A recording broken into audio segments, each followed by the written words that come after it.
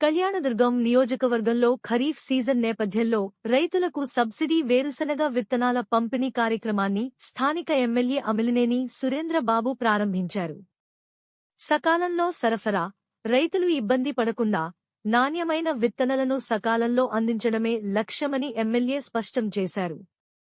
అధికారులకు గత ప్రభుత్వాల మాదిరిగా రైతులు క్యూ లైన్లలో గంటల తరబడి నిలబడే పరిస్థితి రాకూడదని, పంపిణీ పారదర్శకంగా జరగాలని అధికారులను ఆదేశించారు. అర్హులైన ప్రతి ఒక్క రైతుకు సబ్సిడీ విత్తనాలు అందేలా చూడాలని ఆయన సూచించారు. ఈ కార్యక్రమంలో వ్యవసాయ అధికారులు, స్థానిక నాయకులు మరియు రైతులు పాల్గొన్నారు.